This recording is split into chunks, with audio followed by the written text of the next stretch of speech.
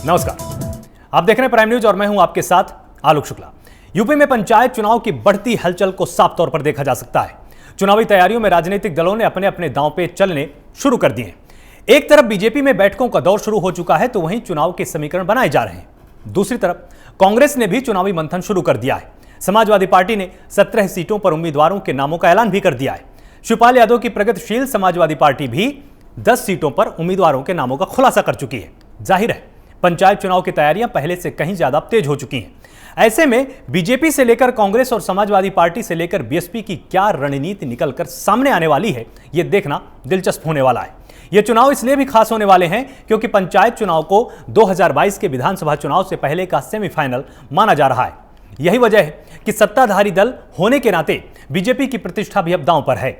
इस बार का चुनाव इसलिए भी खास है क्योंकि प्रदेश के मुख्य विपक्षी दलों समाजवादी पार्टी, बीएसपी और कांग्रेस के साथ ही आम आदमी पार्टी और असदुद्दीन ओवैसी की पार्टी एआईएमआईएम छोटे दलों के साथ मिलकर अपनी किस्मत आजमाने वाले हैं।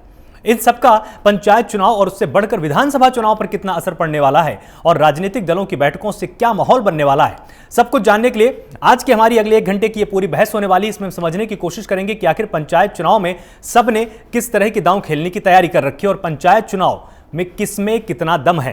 पंचायत चुनाव की तैयारियां तेज हो चुकी हैं। लखनऊ में बीजेपी की बैठकों का दौर लगातार जारी। चुनावी रणनीति को लेकर कांग्रेस के अधिकारियों की भी बैठकें चल रही हैं और रणनीति तैयार की जा रही है। समाजवादी पार्टी ने 17 सीटों पर उम्मीदवारों के नाम भी घोषित कर दिए हैं। यह साफ तौर पर उम्मीद जताई जा रही है कि समाजवादी पार्टी जल्द ही और प्रत्याशियों के नाम सामने करेगी। बीएसपी ने भी 10 सीटों पर उम्मीदवारों के नाम का ऐलान कर दिया है तो प्रगतिशील समाजवादी पार्टी ने भी अपने पत्ते धीरे धीरे खोलने शुरू किए हैं। 3 अप्रैल से पंचायत चुनाव के लिए नामांकन शुरू होगा। पहले चरण का नामांकन 3 और 4 अप्रैल को होने वाला है। तो बस 2 दिन का समय और बीच में शेष है और यह बिल्कुल तय हो जाएगा कि आखिर कितनी जल्दी इसमें पंचायत चुनाव में प्रत्याशियों का नाम सामने आएगा। तीसरे चरण के नामांकन की तारीख 13 और 15 अप्रैल तय की गई है। इसमें भी देखने वाली बात होगी कि नामांकन में प्रत्याशी कितने उभर कर सामने आते हैं। चौथे चरण के लिए 17 और 18 अप्रैल की तारीख तय की गई है। यहां पर 18 अप्रैल तक नामांकन की प्रक्रिया पूरी कर ली जाएगी। तो यह सबसे बड़ा यहां पर संकेत है कि बहुत ही तेजी के साथ इसमें लगातार तैयारियां की जा रही हैं। तारीखें जो पहले तय की गई थी कि अप्रैल महीने के आसपास ही हर तैयारी को पूरा कर लिया जाएगा और मई से पहले पहले चुनावी प्रक्रिया को संपन्न कर लिया जाएगा। तो जिस तरह से चुनाव आयोग की मंशा थी, जिस तरह से हाईकोर्ट ने बाद में आदेश दिया, उस पर बाद में सुप्रीम कोर्ट ने भी एक तरह से मुहर लगाई याचिकाओं को स्वीकार न करके। ये तमाम चीजें साफ मंशा को दर्शाती हैं कि अपनी जगह पर अपने समय पर पंचायत चुनाव संपन्न होने वाले हैं। और इसमें जो सबसे बड़ा प्रश्न है कि पंचायत चुनाव के दौरान में क्या पार्टियां जनता को अपने मुद्दे समझा पाएंगी। क्या समाजवादी पार्टी जिस तरह से तमाम रैलियों में, तमाम मंचों से सरकार को घेरने की कोशिश करती आई है, तमाम छोटे से छोटे मुद्दे को, राष्ट्रीय विमर्श के मुद्दे को भी जनता के बीच में लगातार अखिलेश यादव उठाते आए हैं, क्या इन मुद्दों को जनता को समझा पाएगी। साथ ही अगर बसपा की बात की जाए तो क्या बहन जी जिस तरह की बातें कर रही हैं, जिस तरह से पंचायत चुनाव में उन्होंने अब अपना दखल देना धीरे धीरे शुरू किया है, मुद्दों को अब वो भी जनता के सामने पेश करने लगी हैं, क्या जनता इस बात पर भरोसा कर पाएगी कि नहीं बसपा हमारे लिए एक विकल्प हो सकती है। और क्या बीजेपी लगातार जनता को यह समझा पाने में कामयाब हो पाएगी कि जो आपने चुनाव 2017 में हमको लेकर किया था वो पूरी तरह से अभी भी सही है और हम लगातार आपके लिए काम कर रहे हैं और आगे भी हमको चुनने का आप एक बार अवसर दीजिए, आप फिर से हमको एक बार मौका दीजिए, क्योंकि ये 2022 का सेमीफाइनल भी माना जा रहा है। जिस पार्टी पर जनता ज्यादा भरोसा करेगी उसी पार्टी के सत्ता में वापसी के ज्यादा चांसेस होंगे, ऐसा तमाम राजनीतिक गुरुओं ने साफ तौर पर कहा है। आपको बताएं कि पहले चरण का नामांकन 3 और 4 अप्रैल को होने वाला है, इसलिए पंचायत चुनाव की तैयारियां धीरे धीरे अब और तेज हो रही हैं। दूसरे चरण का नामांकन आपको बता देते हैं 7 और 8 अप्रैल को किया जाएगा। इसके बाद जो तीसरे चरण का नामांकन होगा वो 13 और 15 अप्रैल को किया जाएगा। तो इसमें तारीखें बिल्कुल साफ हो रही हैं। चौथे चरण के लिए नामांकन 17 और 18 अप्रैल को किया जाएगा। तो यहां पर यह देखने वाली बात होगी इसके बाद जब नामांकन की प्रक्रिया खत्म हो जाएगी तब तक पार्टियां धीरे धीरे अपने पत्ते पूरी तरह से खोल चुकी होंगी। जो प्रत्याशियों के नाम होंगे वो सामने आ चुके होंगे। तमाम पार्टियों में जो सबसे बड़ा प्रश्न कांग्रेस को लेकर बना हुआ कि कांग्रेस उतनी सक्रिय दिखाई नहीं दे रही, लेकिन कांग्रेस के भी प्रवक्ताओं ने लगातार प्राइम न्यूज पर बैठकर यह दावा किया है कि हमने पिछले 1 साल पहले से तैयारी शुरू कर दी थी। हमने अभी तैयारी शुरू नहीं की है क्योंकि हमको पता है कि पंचायत चुनाव बहुत ही बड़ा चुनाव होता है। इसमें हजारों की संख्या में प्रत्याशी होते हैं, करोड़ों की संख्या में इसमें वोटर्स होते हैं और यह गांव का चुनाव है। यहां पर गांव से जो जुड़े हुए मुद्दे होते हैं हमको हर एक गांव में पहुंचना पड़ेगा। इसलिए कांग्रेस ने भी लगातार दावा किया है कि हमने भी तैयारी पूरी कर रखी है। तो आज की बहस में हम ये समझने की पूरी कोशिश करेंगे कि आखिर पंचायत चुनाव में किसमें कितना दम है। चुनाव की तारीख नजदीक आ चुकी है। तमाम मेहमान हमारे साथ जुड़े हुए हैं, आपको मैं एक बार पहले उनसे रूबरू करा देता हूं। गौरव मिश्रा हमारे साथ, प्रवक्ता बीजेपी हैं, बहुत बहुत स्वागत है आपका प्राइम न्यूज पर। विनोद सिंह है, नेता कांग्रेस है, बहुत बहुत स्वागत है आपका प्राइम न्यूज पर। कपिश श्रीवास्तव हैं, प्रवक्ता सपा हैं, बहुत बहुत स्वागत है आपका प्राइम न्यूज पर कपिश जी। और रवि अरोड़ा राजनीतिक विश्लेषक के तौर पर स्टूडियो में मेरे साथ मौजूद हैं। गौरव मिश्रा, सबसे पहले आपके पास आते हैं। लगातार जिस तरह के दावे आप करते आए कि जनता हमसे खुश है, हमने तमाम योजनाएं ऐसी दी हैं जनता को कि जनता हमारे पर संदेह कर ही नहीं सकती है, आपको क्या लगता है पंचायत चुनाव को जिस तरह से सेमीफाइनल के तौर पर देखा जा रहा है, आप मैच को जीत पाएंगे क्या? देखिए, हमारे लिए तो सभी चुनाव सेमीफाइनल नहीं बल्कि फाइनल होता है भारतीय जनता पार्टी के लिए, और उसी दृष्टि से कोई भी चुनाव भारतीय जनता पार्टी का संगठन लेता है और हम लोग उन चुनावों में जाते हैं। पंचायत चुनाव की जहां तक बात है, बहुत गंभीरता से हमारे संगठन ने लिया है और पहली बार हमारी पार्टी जो है पंचायत के जो जिला पंचायत के सदस्य है उनकी लिस्ट भी जारी करेगी। हमारी पार्टी के कार्यकर्ता इन चुनावों में लड़ेंगे और एक जो राष्ट्र के प्रति समर्पित कार्यकर्ता होता है वो निचले स्तर पर चुन करके आए और सरकार की योजनाओं को सही तरीके से धरातल पर उतारा जाए, ये हमारी प्राथमिकता है। और यही संदेश लेकर के हम जनता के बीच में जा रहे हैं और इसका बहुत अच्छी तरह से जनता ने हमारे विषयों को स्वीकार भी किया है और समर्थन भी दिया है। और हमें पूरा विश्वास है कि इन चुनावों में विशेष रूप से जो जिला पंचायत सदस्य के चुनाव है उनमें हमें भारी सफलता मिलेगी।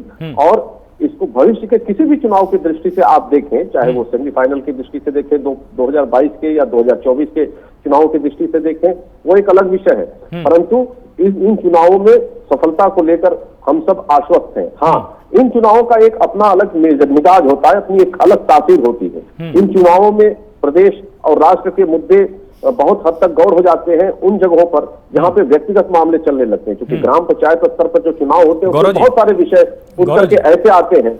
गौरव जी, आप तो ये बोल रहे हैं कि नहीं, जो राष्ट्रीय विमर्श के मुद्दे होते हैं वो यहाँ पर आकर गौण हो जाते हैं, लेकिन विपक्ष तो लगातार दावा कर रहा है कि हम तो पेट्रोल की बात भी करेंगे, डीजल की बात भी करेंगे।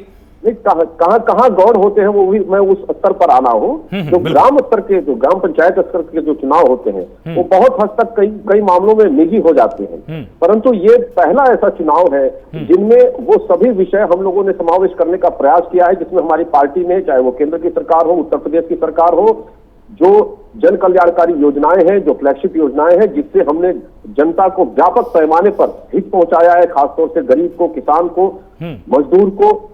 ऐसी उन योजनाओं के माध्यम से जो लाभ पहुंचा है, जो लाभार्थी है, कोई ऐसा गांव नहीं होगा जिस गांव में हमारी भारतीय जनता पार्टी की चल रही सरकार के दिए हुए जन कल्याणकारी योजनाओं के लाभार्थी न हो। और बड़े पैमाने पे वो लोग हमारे कार्यक्रमों में आते भी हैं, वो स्वीकार भी करते हैं। तो उसका जो परिलक्षण है वो निर्णयों में, रिजल्ट में दिखाई देगा, ये हमें पूर्ण विश्वास है।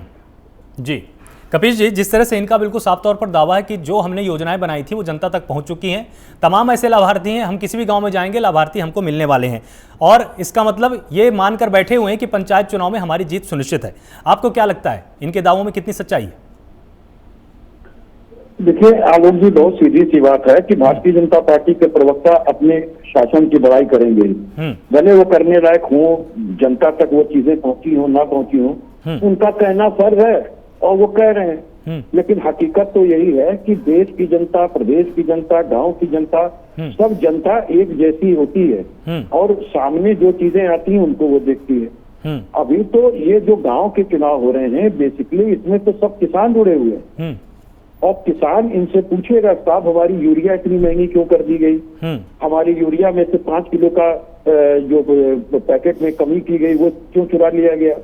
वो ये भी पूछेंगे कि भाई C2 लेवल आपने कहा था कि हम आते ही श्रमिक कमीशन की लेवल को लागू करेंगे, आपने क्यों नहीं लागू किया, आपने ये अत्याचारी 3 कानून क्यों बना दिए, क्यों आप हमारी खेती छीन लेना चाहते हैं, क्यों व्यापारियों के हाथ हमारे खुशहाली को बेच देना चाहते हैं, जो थोड़ी बहुत भी बची है वो भी चली जाएगी। और हमारे किसान अगर बॉर्डर पे बैठे हैं तो आप इतना तानाशाह हो गए कि आप सुन ही नहीं रहे उनकी आवाज। और 300 से ज्यादा की शहादत हो गई है, बावजूद उसके न प्रधानमंत्री न मुख्यमंत्री किसी ने संवेदना तक जाहिर उन परिवारों के प्रति नहीं की है। तो किसान पूछेगा, किसान के साथ साथ किसान ये भी पूछेगा कि आपने जो वायदे गांव के लिए कहे थे, आपने कहा था कि हम स्मार्टफोन देंगे, स्मार्टफोन आपने कहाँ तक दिया? आपने कहा था कि हमारे प्राथमिक विद्यालयों में जो बच्चे पढ़ेंगे उनको 40 रुपए किलो शुद्ध घी उपलब्ध आप कराएंगे। तो वो पूछेंगे ना कि आखिर परिषदीय विद्यालय में आपने उपलब्ध कराया कि नहीं कराया, 1 GB का डाटा आपने दिया कि नहीं दिया। वो पूछेंगे कि आपने कहा था कि हमारे बच्चों को आप लैपटॉप देने का वादा किए थे, तो आपके वो घोषणा पत्र के ये सब तमाम वादे कहाँ चले गए? और फिर आपसे ये भी पूछेंगे कि जिस उज्ज्वला की बात करके आप सीना ठोकते हैं और जो गैस योजना जो आपने ये लाई है उसमें से हम तो 80% लोग भरवा ही नहीं पा रहे हैं, और आपने इतनी महंगी गैस कर दी है। फिर वो ये पूछेगा कि बताइए बिजली आपने 4 टाइम 5 टाइम महंगी क्यों कर दी? हमारी तो पूर्ववर्ती सरकार जो है फिक्स चार्ज दी थी, 100-200 रुपए में हमारी खेती चल जाती थी, हमारे आवास का बिजली हो जाता था। लेकिन आपने तो इतनी महंगा कर दिया है कि हम बिजली से ना खेत सींच पा रहे हैं और ना अपने घरों में रोशनी कर पा रहे हैं। बिजली रहने का क्या फायदा जब उसको क्रय करने की क्षमता ही किसान और गरीब परिवारों के अंदर नहीं है। फिर आप उनको कनेक्शन दे करके भी क्या लाभ? जब आप मीटर का पैसा लेने जाते हैं तो उनकी बिजली काट देते हैं क्योंकि उनके पास पैसे नहीं है, क्योंकि आपकी यूनिट जो है वो 4 टाइम्स मोर हो चुकी है। आपको साधारण बिजली भी 7.5 रुपए से ज्यादा की एक यूनिट की आ रही है, जो कि समाजवादी पार्टी की सरकार में 3.75 रुपए थी। तो वो इनको जवाब देना पड़ेगा। ठीक, और इनको जवाब दिलाएगी जनता, और समय आने दीजिए, जो चुनाव हो जाएंगे और ये बैलेट से होने वाले चुनाव हैं, इसमें करारा जवाब प्रदेश की जनता पंचायती चुनाव के माध्यम से भारतीय जनता पार्टी को दे देगी। ठीक है विनोद जी, जिस तरह से भारतीय जनता पार्टी ने अपना स्पष्ट कर रखा है कि हमने योजनाएं चलाई हैं, जनता तक पहुंच चुकी हैं, हम जीत जाएंगे। समाजवादी पार्टी का बिल्कुल साफ है कि सवाल जनता इनसे पूछेगी, सवाल हम भी पूछ रहे हैं और इनको उन तमाम चीज़ों का जवाब देना पड़ेगा जिसके जवाब देने से बचते आए हैं। आप कहां पर हैं? आपकी तैयारी कहां पर है? आपको क्या लगता है पंचायत चुनाव में कितनी ज़्यादा ताकत के साथ आप उत्तर प्रदेश की राजनीति में अपने आप को महसूस करवाने वाले हैं, आप एंट्री लेने वाले हैं? देखिए, पूरी तरीके से कांग्रेस पार्टी ने औपचारिक तौर से ऐलान कर दिया है कि हम पूरा चुनाव बड़ी मुस्तैदी से, बड़ी तैयारी के साथ लड़ेंगे। सांगठनिक स्तर पर हमने न्याय पंचायत तक पहुंच के वहां पर अपने संगठन का विस्तार कर दिया है। हर न्याय पंचायत में हमारी अच्छी टीम कार्यकर्ताओं की है। दूसरी बात, देखिए ये चुनाव अपने आप में निर्णायक चुनाव होगा। ये भारतीय जनता पार्टी की तरफ से चौतरफा हमला जो आम भारतीय पर हो रहा है, निम्न वर्गीय परिवार पर हो रहा है, गांव किसानों पर हो रहा है, इनकी सत्ता के नशे में चूर जो सरकार है, जो नेता है, जो दिल्ली के दरवाजे पर, दिल्ली के सीमा पर किसान बैठे हैं लेकिन ये सुध नहीं ले रहे क्योंकि ये सत्ता में है। और कोई किसानों का सवाल उठाने का काम करते हैं तो व्यक्तिगत टिप्पणी करते हैं जो इनके राजनीति के शैली को, इनके संस्कार को बताता है। तो ये अपने आप में चुनाव बड़ा अनोखा होगा, और ये चुनाव क्योंकि स्थानीय है, ये व्यक्तिगत मुद्दों पर होगा। वहां पर इनके झूठ का जुमला नहीं चलेगा, इनके झूठ की आंच पर पकाया हुआ पकौड़ा नहीं चलेगा, व्यक्तिगत मुद्दे किस तरह, पहनने की स्टाइल से नहीं चलेगा। व्यक्तिगत मुद्दे किस तरह? हर इंसान, हर उत्तर प्रदेशवासी इनसे पीड़ित है। जिस प्रकार इन्होंने हमारे किसानों का, हमारे श्रमिक मजदूरों का पलायन को विवश, कोई राष्ट्रीय नीति नहीं बना पाए कोरोना काल में।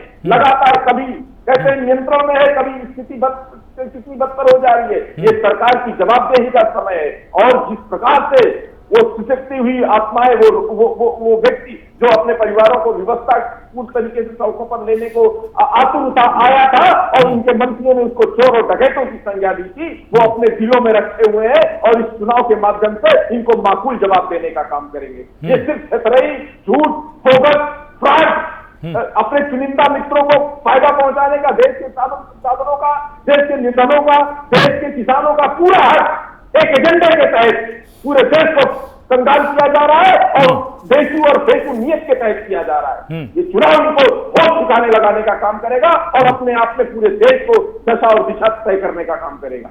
ठीक है रवि जी, तीनों पार्टियों का पक्ष आपने सुन लिया।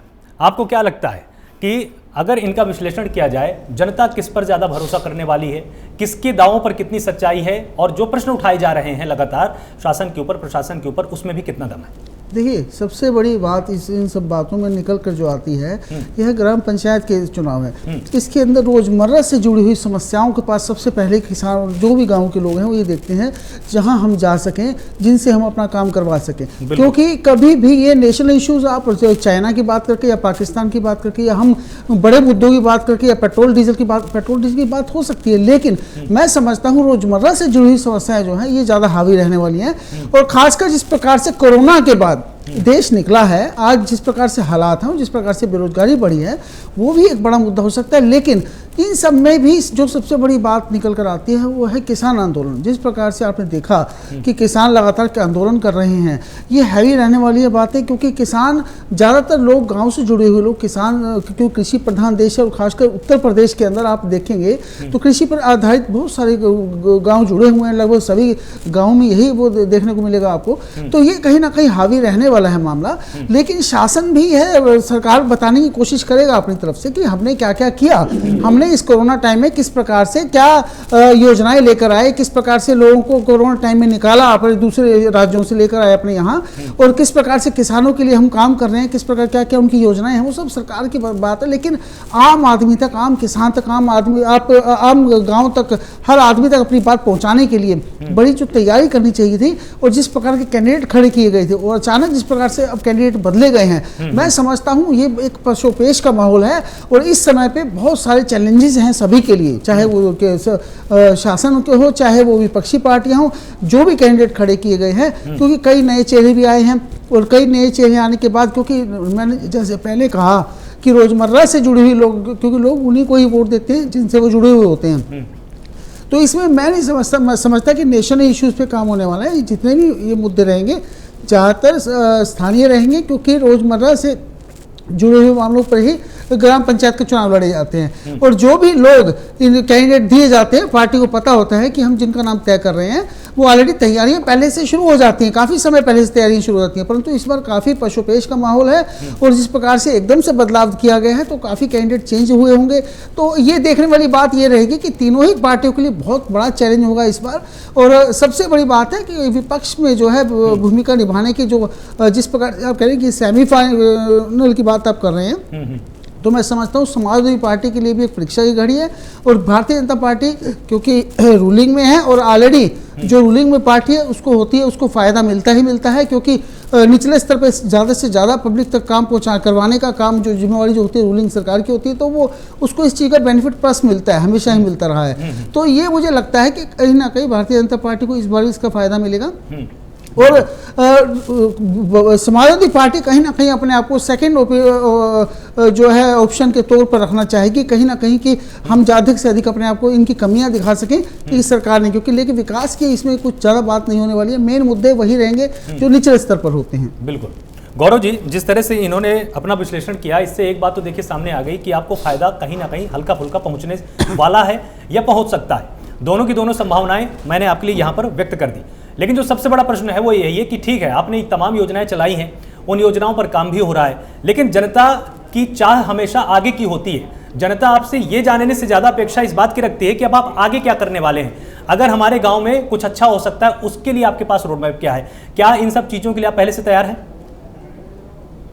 देखिए, हमारी बहुत सारी जो जन कल्याणकारी योजनाएं हैं, चाहे मुख्यमंत्री जी दिए हो या फिर प्रधानमंत्री जी ने दिया हो, ये बात बहुत साफ है कि जो जमीनी स्तर की राजनीति, जो पंचायत स्तर की राजनीति है, उसमें हमारी पार्टी अभी तक पीछे रही है। बहुतायत में जो ग्राम प्रधान है वो अन्य पार्टी के विचारधारा के समर्थक है या उस पार्टी से बिलोंग करते हैं। और कहीं न कहीं ये चुनाव जो है घोर जातिवाद पर, व्यक्तिवाद पर लड़ा जाता रहा है अब तक, जिसमें हमारी पार्टी अपेक्षाकृत समाजवादी पार्टी और बहुजन समाज पार्टी से हमेशा पीछे रही है। परंतु ये पहला ऐसा चुनाव है जिसमें देखा गया है कि जिन गांवों में इनके विचारधारा के लोग ग्राम प्रधान रहे हैं, वहां योजनाओं को पहुंचाने में अनियमितता रही है, भाई भतीजावाद रहा है, व्यक्तिवाद रहा है, कहीं न कहीं पार्शियलिटी देखने में आई है। तो वो भी बदलाव चाहते हैं, वो भी इसमें परिवर्तन चाहते हैं। और हमारी पार्टी बहुत स्वच्छ तरीके से अपने कार्यकर्ताओं के माध्यम से जनता की सेवा कर सके,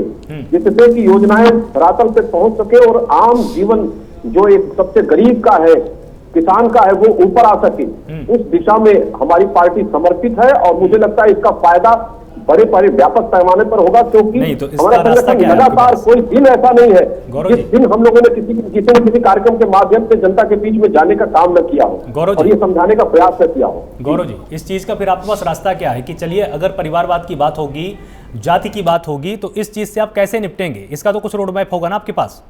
नहीं, इसका रोडमैप विकास है। विकास की स्वीकार्यता सर्वत्र पूरे देश में देखी गई। यही कारण है कि भारतीय जनता पार्टी आज पूरे देश में सर्वमान्य पार्टी के रूप में उभरी है और पूरे दुनिया की सबसे सशक्त और सबसे बड़ी पार्टी है। उसका सिर्फ एकमात्र कारण है सबका साथ, सबका विकास और सबका विश्वास, जिसमें क्षेत्रवाद, भाई भतीजावाद, पार्टीवाद, परिवारवाद, ये सारी चीजें ध्वस्त हो गई। और यही मंत्र जो है इन चुनावों में भी चलेगा और बहुत बड़े पैमाने पे आप देखिएगा लोग इस विचारधारा के साथ जुड़ेंगे और पिछले सारे मतों को, सारे धाराओं को ध्वस्त करते हुए एक नई व्यवस्था फिर कायम होगी प्रदेश में। और विकास का जो रफ्तार है, जो सबसे निचले स्तर पर कहीं धीमे दिखाई देता है, वो भी समान रूप से पूरे प्रदेश में देखा जाएगा भविष्य में।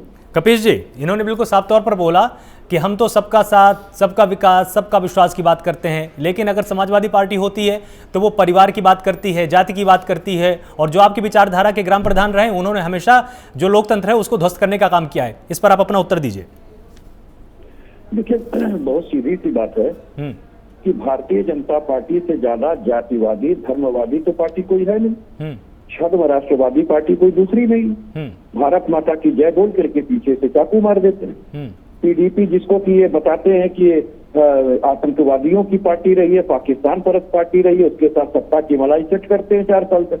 जनता इनके बारे में सब जानती है कि जब ये कहते हैं कि लव लेटर नहीं लिखना चाहिए तो नवाज शरीफ जी को पहला न्योता जाता है, उनकी माता जी को शाल जाता है, आम जाता है, सब जाता है। और पठानकोट हमले की जांच ISI से करा करके भारत की संप्रभुता को खाने वाली पार्टी भारतीय जनता पार्टी है। तो ये जो कहती है वो करती नहीं, और जो करती है वो कहती नहीं। तो हकीकत यही है कि भाई भतीजावाद तो इनके यहाँ सबसे ज्यादा है। लालजी टंडन के पुत्र हैं आशुतोष टंडन, जो गैस कांड में उनको अभियुक्त बनना चाहिए था तो पता नहीं क्यों योगी जी ने छोड़ दिया। सबसे ज्यादा तो क्षत्रियवाद ये कर रहे हैं वर्तमान समय में। क्या छुपा है किसी थाने पे? क्या पब्लिक नहीं रहती क्या गांव में? गांव के थानेदार को नहीं जानती, KSI को नहीं जानती है। तो जिस तरीके की ये पोस्टिंग और ट्रांसफर कर रहे हैं और पैसे ले करके इनके यहाँ चीजें हो रही हैं, वो सारी चीजें जनता देख रही है। किसी भी डिपार्टमेंट में भ्रष्टाचार मुक्त हो गया हो तो बताइए, पहले से ज्यादा भ्रष्टाचार बढ़ गया। इन्हीं के विधायकों ने इस बात को कहा है कि 4%, 8%, 12% ऐसे लिया जा रहा है इनके यहाँ पैसे, और इनके यहाँ जनप्रतिनिधि की भी नहीं सुनी जा रही है। अरे जिस मुख्यमंत्री के फोन को ना उठाते हो, जिसके जिला अधिकारी हो, कमिश्नर, उसको तो इस्तीफा दे देना चाहिए। वो क्या विकास कार्य गिनाएगा? और राशन कार्ड तो इन्होंने गायब भी कर दिया।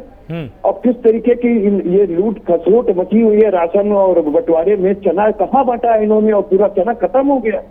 कोरोना काल में किसी का चना नहीं मिला और चना जो है इनके उस पर चल रहा है। तो देखिए, लूट खसोट जो इनके समय में बढ़ी है वो जनता देख रही है। प्रधानमंत्री जी के नाम पे ये कितना वोट भजाना चाहेंगे वो भजा चुके और प्रधानमंत्री जी खुद ही बन चुके हैं। अब तो वो तरह तरह का रूप धारण कर रहे हैं, जहां जहां इलेक्शन होता है उसी तरीका रूप लेके जाते हैं। देश की जनता समझ गई है। देश की जनता रोज रोज के मुद्दों से जुड़ी हुई है। देश की जनता इनसे पूछेगी कि भाई हमारे खाते को आपने कहा था जनधन खाता खुलवाएंगे, आपने खुलवा दिया, हमने भी खुलवा लिया, लेकिन 5,000 रुपया तो नहीं आया जो आपने कहा था उसमें। और 70% से ज्यादा जनधन खाता बंद क्यों हो गया गौरव जी? ये भी तो पूछेगी ना जनता। जिनका आपने जनधन खाता खुलवाया था, लाइन में लगा के खड़ा करवाया था और बैंक के कर्मचारी करते करते मर गए थे, तो आखिर पूछेगी कि नहीं जनता कि हमारा 5,000 रुपया कहाँ गया?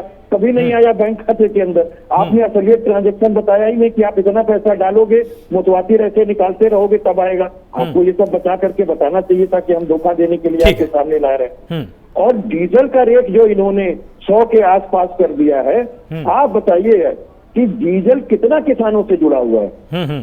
तो डीजल इन्होंने महंगा कर दिया, खाद इन्होंने महंगा कर दिया, सम्मान निधि में 10,000 करोड़ रुपया एक केंद्र सरकार ने कम कर दिया, जो सम्मान निधि 500 रुपए महीने की दे रहे थे। अरे उतनी तो हम पेंशन देते थे जब समाजवादी पार्टी की सरकार थी, किसान पेंशन थी 500 रुपए महीने की।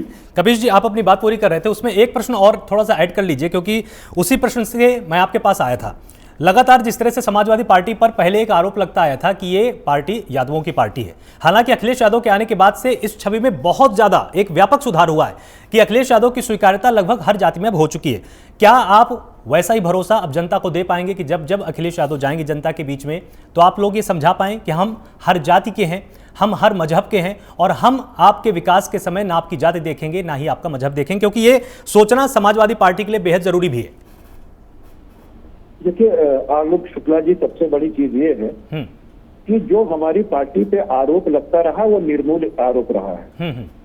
जातिवाद और ये सारी चीजें जो खुद करता रहा वो प्रचार और प्रसारित करने में इनके यहाँ के लोग में का कोई जोर नहीं है। भारतीय जनता पार्टी जिस तरीके से जिसको चाहती है बदनाम कर लेती है। राहुल गांधी जी को पप्पू साबित किए हुए हैं। अब आप खुद ये बात बताइए, इतने बड़े कद के कद्दावर नेता हैं और इस तरह की शब्दावलियों का प्रयोग भारतीय जनता पार्टी करती है। पढ़े लिखे नेता हैं, ऐसा नहीं कि उनके पास डिग्री नहीं, लेकिन और उनकी बातें जो वो कहते हैं कि आगे सत्य होते हुए नजर नहीं आती है। आलू का स्टेटमेंट आप उनके ऊपर चला देते हैं, कहा नरेंद्र मोदी जी ने, और आपने आधा काट करके पूरा मीडिया पे खुद चलवाया। तो ये चीज के लिए तो भारतीय जनता पार्टी का कोई शानी नहीं है कि कब किसको झूठ का कितना तोहमत जड़ दे। मैं एक चीज कहना चाहता हूँ कि देखिए, अगर हम जातिवाद करेंगे तो क्यों 4 बार हमको यहाँ प्रदेश की जनता चुन करके सत्ता पर बैठाती? 4 बार भारतीय जनता पार्टी को तो नहीं बैठाया, हम तो अपने दम पर आए 4 बार और बहुमत से आए। तो कहने का मतलब ये है कि अगर हम जातिवादी होते, अगर हम धर्मवादी होते तो जनता क्यों हमको चुन लेती?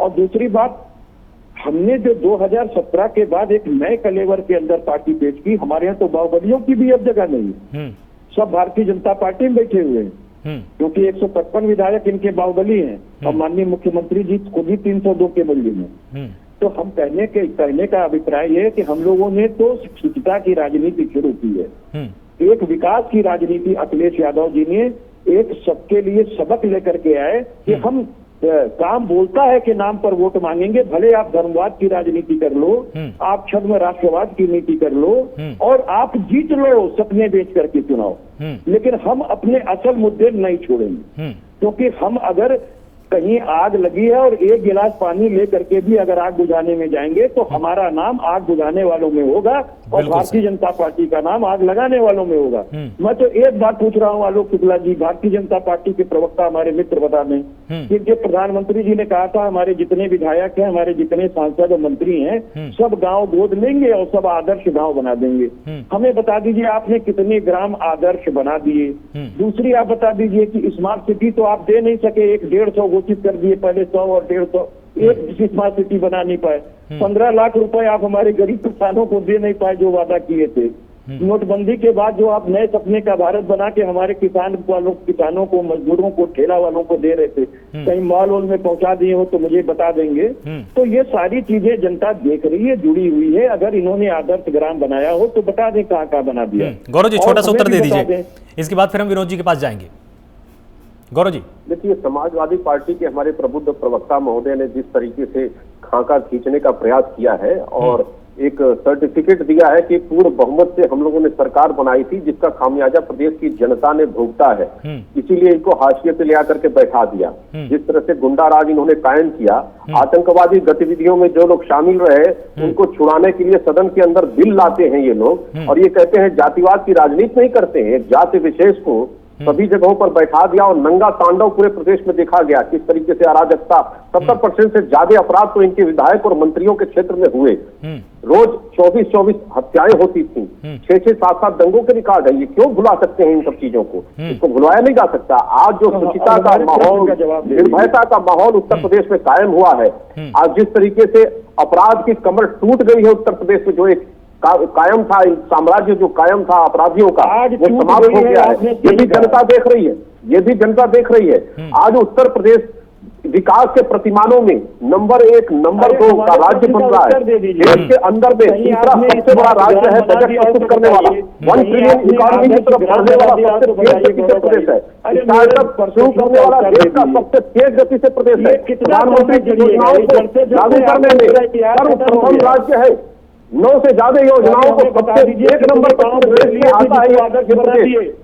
कोरोना काल की बात करते हैं, कोरोना काल में जिस तरीके से उत्तर प्रदेश से काम किया है, ठीक है गौरव जी, मैं गौरव जी कपिल जी मैं आपके पास आ रहा हूँ। ठीक है गौरव जी, एक सेकंड मैं आपके पास आ रहा हूँ। विनोद जी यहाँ पर कुछ बोलना चाह रहे हैं, काफी देर से विनोद जी ने अपना यहाँ पर रिएक्शन नहीं दिया है। विनोद जी देखिए, मैं समझता हूं आपके दर्शक बड़े सुधी हैं, जागरूक हैं जी। हम सब अपनी पार्टी की बात तो करेंगे, लेकिन अंततः निर्णायक लड़ाई जो है, ये धर्म युद्ध है, ये जनता के आशीर्वाद से ही कोई भी दल उसमें सफल हो सकता है। पिछले 7 वर्षों से ये प्रमाणित हो चुका है, केंद्र सरकार और भारतीय जनता पार्टी की नीतियां। उत्तर प्रदेश में लगभग 4 वर्ष हो चुके हैं, इनका जन सरोकार के मुख्य मुद्दों से कोई सरोकार नहीं है।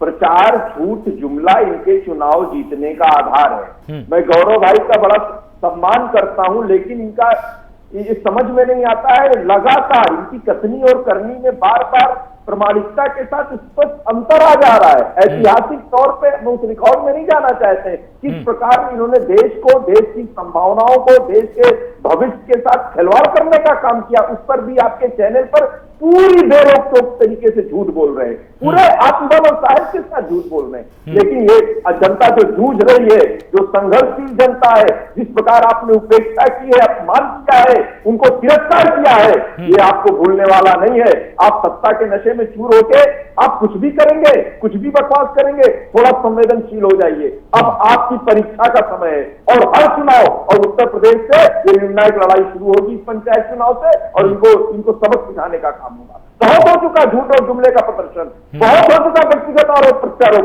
बहुत हो चुका है हमारी देश की सम्मानित जनता का। अब ये होने वाला नहीं है।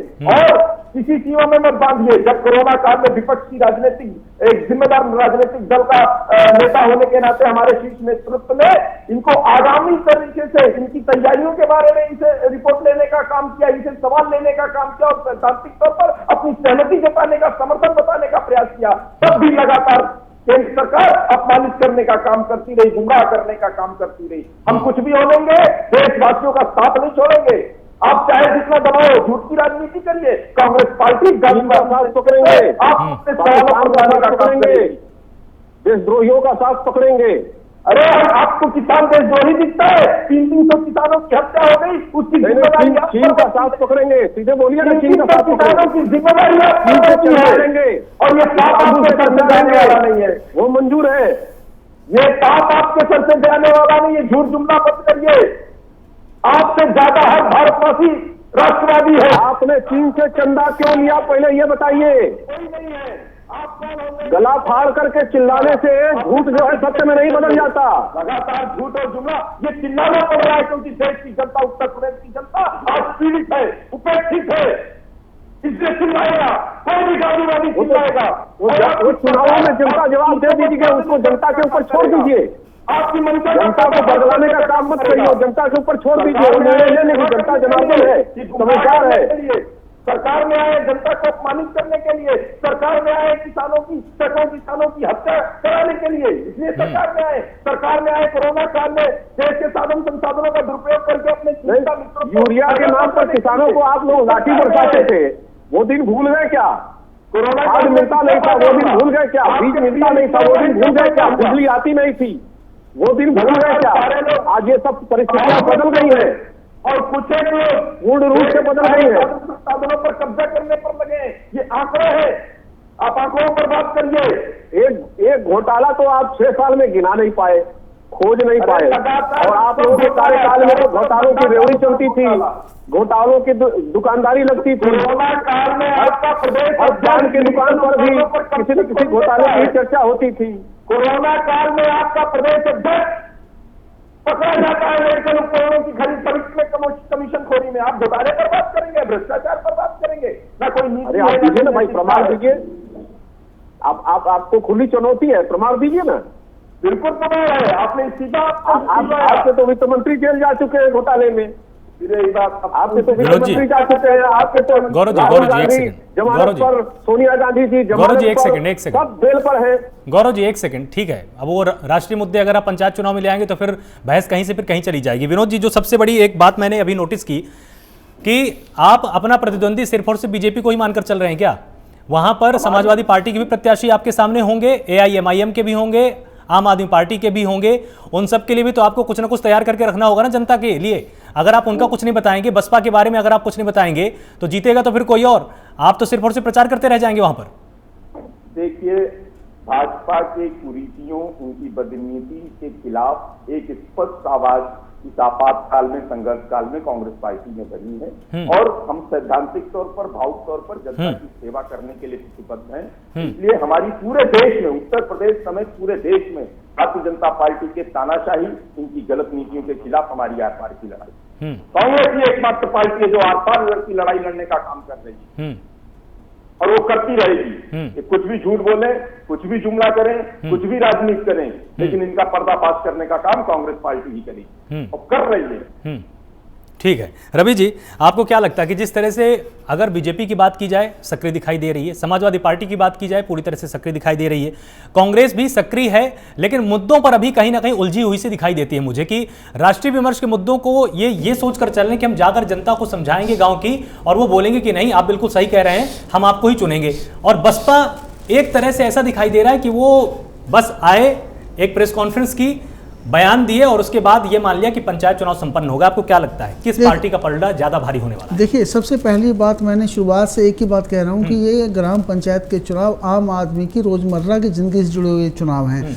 इनके अंदर राष्ट्रीय मुद्दों की कोई अहमियत नहीं होती। जहाँ तक बात करें हम मुख्यमंत्री की योगी आदित्यनाथ जी की, वो एक स्पष्ट साफ सुथरी छवि रखते हैं और देश के अंदर जिस प्रकार से वो बीजेपी के ब्रांड एम्बेसडर बनकर उभरे हैं और लगातार आपने देखा चुनावी रैलियों में लगातार उनकी भीड़ उमड़ रही है, उसका फायदा भी उनको मिलता है। लेकिन ये फिर भी मैं एक बात कहूँगा, ये चुनाव ग्राम पंचायत के चुनाव है, इसमें कैंडिडेट की भी छवि देखी जाती है, क्योंकि रोजमर्रा के मामलों के अंदर कभी भी नेशनल इश्यूज को हम वो नहीं कर सकते। हमें रोज मिलना होता है, रोज काम करना पड़ता है, छोटे छोटे गाँव की छोटी छोटी समस्याएं होती है। और सबसे बड़ी बात, जिस प्रकार से ओवैसी साहब अगर इस में उतरते हैं चुनावी रणभूमि में, तो इसका नुकसान कहीं ना कहीं समाजवादी पार्टी और कांग्रेस को मिलेगा और इसका नुकसान अगर इनको मिलता है। लेकिन मैं नहीं समझता ओवैसी साहब को यहाँ कोई फायदा मिलने वाला है, क्योंकि ग्राम पंचायत के चुनाव है। ये सिर्फ अगर वो आएंगे भी तो बहुत ही बड़ी गलती करेंगे। अगर उन्हें लड़ना है विधानसभा में लड़े, अच्छी बात है, परंतु ग्राम पंचायत के चुनावों में उन्हें कोई, मुझे नहीं लगता इतना बेनिफिट होने वाला है। जहाँ तक बात करें इलेक्शंस के अंदर किसको कितना फायदा पहुंचेगा, तो मैं समझता हूं भाजपा और सपा के बीच में मेन द्वंद्व इस बार रहने वाला है। लेकिन यहाँ पर सबसे बड़ा जो एक प्रश्न खड़ा होता है वो आम आदमी पार्टी को लेकर भी है। लगातार संजय सिंह का यह दावा है कि हमारे पास एक इतना बेहतरीन दिल्ली का मॉडल है, हम जाकर जनता को समझाएंगे कि देखिए दिल्ली में हमने फ्री में पानी दे दिया, फ्री में हम बसें चला रहे हैं, फ्री में हमने वहां पर लोगों को बिजली दे दी। तो जब हम ये चीजें जनता को समझाएंगे तो वो निश्चित रूप से हमारी तरफ आएगी। बिल्कुल। मैं देखिए, मैंने एक बात बताऊंगा आपको, जिस दिन किसानों के पास किसानों के मंच पर नजर आए थे आम आदमी पार्टी के नेता, उसी समय से समझ आने लग गया था कि ये कहीं ना कहीं चुनावी तैयारी शुरू हो चुकी है। यह बात उत्तर प्रदेश की जनता भी समझ रही है, लेकिन उत्तर प्रदेश की जनता यह भी जानती है कि इन लोगों के पास अभी इतना वो नहीं है कि उनके लिए कुछ कर पाएगी, इसीलिए वो उसी पार्टी को वोट देंगे। देखिए, जो उनकी पुरानी पार्टियां जो ऑलरेडी सत्ता में रही हैं या जो सत्ता में हैं, उनको छोड़ के अभी वो आम आदमी पार्टी के दामन थामने वाले नहीं है वहाँ की जनता, क्योंकि उनको पता है कि सिर्फ जो है किसानों के आंदोलन के अंदर अपने एंट्री मारकर आप अगर चाहें कि सब चुनावी रणभूमि में, वो खासकर भी ग्राम पंचायत के चुनाव में आपको सीटें मिल जाएंगी, तो मुझे नहीं लगता जो कुछ खास बेनिफिट होने वाला है। लेकिन इतना जरूर है कि इस बार की लड़ाई जो है कहीं ना कहीं बीजेपी और सपा के बीच में रहने वाली, क्योंकि वो भी इसलिए क्योंकि अखिलेश यादव वो काफी समय से इसकी तैयारी कर सक्रिय हैं और वो पूरी तरह से कोशिश कर रहे हैं। अगर वो सत्ता में नहीं भी आ पाते, अगर उनकी पार्टी ये इसमें नहीं जीत पाती, लेकिन वो एक सेकेंड ओपिनियन के तौर पर, ऑप्शन के तौर पर अपने आप को साबित करना चाहेंगे कि वो सत्ता में, क्योंकि आगे उनको विधानसभा की तैयारी करनी है और उन्होंने अपने कैंडिडेट को पूरी तरह से वो तैयार कर रहे हैं। तो जिस तरह से अखिलेश यादव सक्रिय दिखाई दे रहे हैं, कपीश जी आप बीच में कुछ कहना चाह रहे थे जब गौरव जी आप पर लगातार आरोप लगा रहे थे। आप पहले अपनी बात पूरी कीजिए, फिर आपसे मैं अपना यहाँ पर प्रश्न दोहराऊंगा। मैं गौरव जी को मैं याद दिलाना चाहता हूँ, पंचायत चुनाव ये पता नहीं कहाँ चले जाते हैं इधर उधर। और दूसरी बात, जब इनकी सरकार चल रही है और अगर किसी के सरकार के तौर में घोटाले हुए हैं तो उसमें किस पर इन्होंने फांसी चढ़ा दी है वो बताते नहीं, आगे निकल जाते हैं। तो जनता जानती है कि ये तो अभी सत्ता पक्ष में होकर के भी विपक्ष जैसी बातें कर रहे हैं और इनकी हरकतें जो है इस योग्य नहीं है कि उस पर जनता ध्यान दे। तो ये कहते रहे, वो करते रहे, अपने हिसाब से करते रहे। और ये पूछ रहे थे कि इनके भ्रष्टाचार कोई नहीं बता पा रहा है। अरे 100 आपके भ्रष्टाचार हैं, आप जरा अपने पद पर से हटिए। तो आप तो कोतवाल बने बैठे हैं अभी। जब कोतवाल पद से हटिएगा तब ना आपकी चोरी समझी जाएगी कि कहाँ कहाँ हुई। और जो सामने हुई, देखिए सबसे पहली चोरी आपने की थी उद्यान घोटाला में। तो उद्यान घोटाला पे जांच बैठी थी और लाल साहब की वो जांच में जो लोग दोषी पाए गए थे उन पर क्या कार्रवाई हुई, गौरव जी बता दें हमें। दूसरी चीज मैं पूछता हूँ कि आपके जो 2 मंत्री थे, पशुधन मंत्री और अर्चना पाठक जो थी, पांडे जो थी, उनके निजी सचिव घूस लेते हुए पकड़े गए थे बिना मंत्री जी के जानकारी के, तो था नहीं। तो उन पर क्या आपने कार्रवाई कर दी? फिर आप स्मार्ट मीटर घोटाले पर ही बता दिए, फिर पीएफ फंड घोटाले पर ही आप बता दीजिए, फिर उसके बाद पीपीपी घोटाले पे बता दीजिए, और कोरोना काल में जो आपदा को अवसर में आप लोगों ने बदला है उन घोटालों के बारे में बता दीजिए, थर्मामीटर से लेकर के और सारी चीजें जो आपने कोरोना किट के बारे में संबंध में जो खरीदी और सारी चीजें फरोख्त की है, तो उस पर कितनी आपने जांच बैठाई, कितना कर दिया? देखिए आपकी सत्ता जाने दीजिए तो हमारी सत्ता आने दीजिए, एक एक चीजें खोल के रखेंगे और रेगुलरी में नहीं खोलेंगे, जो सत्यता होगी उस पर खोलेंगे और अपने 5 साल के अंदर आपको पूरा सजा दिलाएंगे, कायदे से सजा दिलाएंगे। क्योंकि आपकी ये गांठ खोलना बहुत जरूरी है, क्योंकि आपके जैसे तो कोई नहीं है जो सत्ता पक्ष में जब चला आता है तो जो आप आरोप लगाए रहते हैं वही आरोप उस समय भी आप लगाते रहते हैं जब आप विपक्ष में रहते हैं, और जब सत्ता पक्ष में आ जाते हैं तो भी आरोप लगाते रहते हैं। सर से लेके पैर तक आप भ्रष्ट हैं। आपके 200 विधायक आप ही के खिलाफ जो है आंदोलन करते हैं, और आपके पूर्व प्रदेश अध्यक्ष लीलाधर वाजपेयी आप पर आरोप लगाते हैं कि खाने में पैसा दे करके काम हो रहा है, वो खाने पर बैठ करके जो है वो प्रदर्शन करते हैं। शायद आप भूल जाते हैं वो आपके लीलाधर वाजपेयी, वो आपके सॉरी लीलाधर वाजपेयी मैं कह रहा हूँ, वो आपके पूर्व जो प्रदेश अध्यक्ष थे वाजपेयी जी। तो मैं ये कहने का मतलब है कि इतना झूठ ना बोलिए कि लोग समझ जाएं कि आप झूठ ही बोल रहे हैं। कभी कभी सच भी बोल लिया कीजिए कि कम से कम लगे तो भाजपा कभी तक बोलती है। मैंने भाई से अपने सिर्फ ये पूछा था कि भाई आप पंचायत चुनाव में जा रहे हो और हम विपक्ष में हैं, मेरे प्रश्नों का उत्तर आपको देना पड़ेगा, क्योंकि मैं जनता के बीच आपकी बातें रखूंगा। मैं उनसे पूछूंगा कि माननीय मोदी जी ने कहा था कि 15 लाख रुपए एक एक के खाते में जाएंगे, क्या भाई किसान भाई मजदूर भाई आपके खाते में पहुंच गया? तो वो आंसर आप देना कि पहुंचा कि नहीं पहुंचा, वो तो पूछेगा ना, हम बताएंगे उसे। और दूसरी चीज मैं ये पूछूंगा, जो आपके विधायक और ये सारे लोग चुनाव में गोद ले लिए थे और किस किस गांव का कल्याण हो गया, गौरव भाई से आप पूछते रह गए, हम पूछते रह गए, इन्होंने सारी अपनी फिलॉसफी बता दी, लेकिन आदर्श ग्राम कितने बनाए ये इन्होंने नहीं बताए। और जिन गांवों को गोद लिया इनके मंत्रियों ने, इनके सांसद ने, इनके विधायक ने, उस पर कोई प्रकाश नहीं डाला। हम तो डालेंगे जाकर के ना गाँव गाँव और किसानों की बात करेंगे, इसमें कोई दो राय नहीं। हमारे जो रवि अरोड़ा जी विश्लेषक बैठे हैं वो बिल्कुल ठीक कह रहे हैं कि गांव के अंदर गांव के मुद्दे काफी ज्यादा हावी होते हैं, लेकिन इस बार पार्टी सिंबल पे चुनाव लड़ा जा रहा है। कमल के फूल को यह बताना पड़ेगा कि उसने क्या किया है गांव देहात के लिए। कोरोना काल में जो हमारे मजदूर पैदल चल के आए, जिन्हें एक गिलास पानी तक प्रदेश सरकार ने नसीब नहीं कराया, तो सारी बातें आपकी बिल्कुल सही है। ठीक है, सारी बातें आपकी बिल्कुल सही है। शेल्टर बनाए थे जिसमें सांप निकल रहे थे, बारिश का पानी हर बह रहा था। विपक्ष के तौर पर आपकी सारी बातें सही हैं, लेकिन क्या आप सिर्फ आरोप प्रत्यारोप को लेकर ही जनता के बीच में जाएंगे, या आप जनता को जाकर यह भी बताएंगे कि देखिए अगर आपने हम पर भरोसा किया, अगर आपने हमको मौका दिया, तो हम आपके लिए कुछ ऐसी योजनाएं लेकर आने वाले हैं, ये हमारा रोड मैप है, ये योजनाएं हम धरातल में लाएंगे जिसका आपको ये लाभ होने वाला है। इस पर भी आप बात करेंगे क्या जनता के बीच में? आलोक जी बिल्कुल, क्यों नहीं करेंगे। हम तो दोनों बात करेंगे ना। सकारात्मक इसलिए करेंगे कि हमने पूर्ववर्ती सरकार काम बोलता के नाम पे चुनाव लड़ा था, और जो इन्होंने सपने बेचे उसको लोगों ने देख लिया कि ये कितने सच थे और कितने झूठ थे। भाई सबसे बड़ी चीज तो यही ना है सामने, कम से कम हमने किया, हमारी सरकार ने जो किया उनसे वादा किया। हमने अगर आदर्श ग्राम लोहिया ग्राम बना करके दिया तो दिया, वो कागज पे ही नहीं है, हकीकत में भी है। और लोहिया आवास जो बांटे गए वो हम लोग के समय में बांटे गए, क्या उन तक नहीं पहुंचे थे? जो ये नई योजना कोई लेकर के चले आए थे। भाई हमने जो चीजें की हैं वो तो हम लेके जाएंगे। गांव की सड़कें हो, गांव में पानी का कनेक्शन हो, बिजली का फ्री जो है फिक्स चार्ज वाला कनेक्शन रहा हो, ये सारी चीजें हम लोगों ने दी। डीजल हमारे समय में सस्ता था, डीजल इनके समय में महंगा है। 4 टाइम्स बिजली इन्होंने महंगी कर दी कि जो वो खरीद ही नहीं पा रहा है, और ये बता नहीं पाएंगे हमारे मित्र की कहाँ से बिजली ले करके दे रहे हैं आप, जो 24 घंटा बिजली दे रहे हैं। क्योंकि 4 टाइम दाम आपने बढ़ा दिया, लेकिन आप बताइए कि एक भी यूनिट तो पैदा करने का अगर कहीं कारखाना लगा दिया हो, तापीय बाजार गौरव जी जवाब हो, दीजिए। गैसीय बना दिया हो, सौर ऊर्जा से बना दिया हो, तो मुझे बता दें कि किस जगह पर इन्होंने लगाया है और कितना उत्तर प्रदेश का पावर प्रोडक्ट इन्होंने बढ़ा दिया। गौरव जी जी जवाब दीजिए। देखिए, ये हमारी ही सरकार है और ये उत्तर प्रदेश वही है जिस प्रदेश में इनका शासन रहा है। और इनके कालखंड में भी शुगर मिल 119 थी। क्यों ये शुगर मिलों को बेचते थे औने पौने दामों पर? उतने ही विद्युत उत्पादन केंद्र थे, चाहे वो एनटीपीसी के रहे हो, चाहे उत्तर प्रदेश पावर जनरेशन के रहे हो, उनमें उत्पादन की क्षमता थी, फिर भी ये बिजली चोरी क्यों करते थे पावर ग्रिड से? ये ऑन रिकॉर्ड है। और बिजली नहीं आती थी 2-3 शहरों को छोड़ करके। आज 18 घंटे, 22 घंटे, 24 घंटे बिजली जो पहुंच रही है उन्हीं उत्पादन केंद्रों से पहुंच रही है। और पावर ग्रिड को भी स्ट्रेंथन किया गया, डिस्ट्रीब्यूशन को भी स्ट्रेंथन किया गया। और इनके सरकार के उपलब्धि सुन लीजिए, आप बोलते हैं तो हम सब बता रहे हैं आपको। इनके सरकार की उपलब्धि 3 है, सुन लीजिए। मैं एकदम नहीं बोल रहा था आपने, आप प्रवक्ता है, आप अपनी बात को समझदारी से काउंटर करना दीजिए, मेरे अवसर को आप मत खाइए। इन्होंने एक उद्घाटन किया, एक लाइन अपने कुछ बोलना चाह रहे हैं, एक लाइन कुछ बोलना चाह रहे हैं और वो भी प्रोजेक्ट पूरा नहीं हुआ।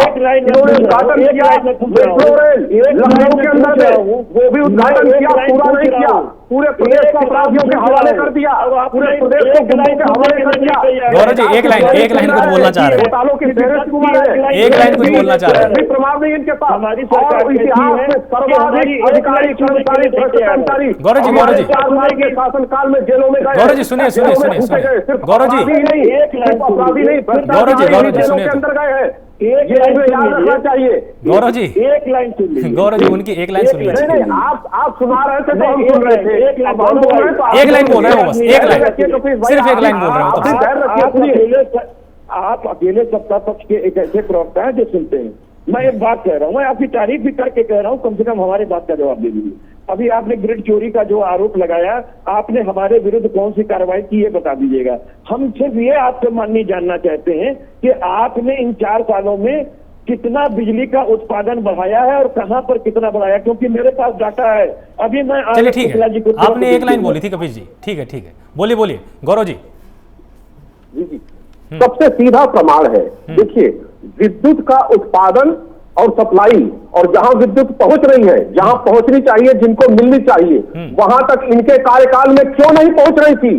यदि हमने उत्पादन नहीं बढ़ाया है तो इनके समय में उत्पादन था तो क्यों नहीं बिजली पहुंचती थी? उसका क्या कारण था, पहले यह जवाब दें। और हमारे कार्यकाल में चाहे उत्पादन बढ़ा हो या घटा हो, लेकिन जरूरतमंदों तक बिजली पहुंच रही है, किसानों तक बिजली पहुंच रही है, शहरों में बिजली पहुंच रही है। इसका सबसे बड़ा सर्टिफिकेट ये है, उसका कोई फर्क नहीं पड़ता, उसका कोई फर्क नहीं पड़ता। हमारे कार्यकाल में, कोरोना कार्यकाल में भी गन्ना मिले चली है, सर्वाधिक गन्ना। तो आप इन मुद्दों के साथ जनता के बीच में जाने वाले हैं। गौरव जी हमारे पास समय कम है, भुगतान हमारी सरकार ठीक है गौरव जी, किसान सम्मान निधि को एडवांस हमारी सरकार ने दिया है। आप क्यों भूलते हैं ये सब बात? ठीक है, तमाम मुद्दे आपके पास हैं जो आप जनता को जाके समझाएंगे। विनोद जी अंत में आपसे एक यहां पर मैं टिप्पणी लेना चाहूंगा। आपके पास ये सुनहरा अवसर है क्योंकि आपको अपना हिसाब नहीं देना है। पिछले कई सालों से आप उत्तर प्रदेश की राजनीति में नहीं सक्रिय रहे, आप सत्ता से बाहर रहे, इसलिए आप सवाल पूछ सकते हैं, आप तमाम पार्टियों का हिसाब, उसका खाका जनता के सामने पेश कर सकते हैं। इन चुनावों का किस तरह से आप बेहतर इस्तेमाल किए हैं, आप यहां पर करने वाले हैं।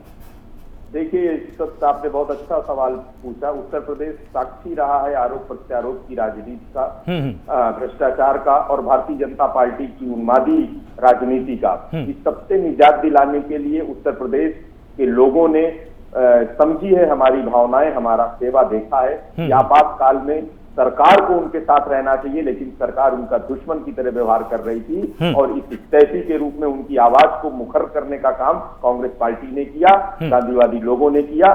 तो उत्तर प्रदेश की जनता बहुत संवेदनशील, जागरूक जनता है।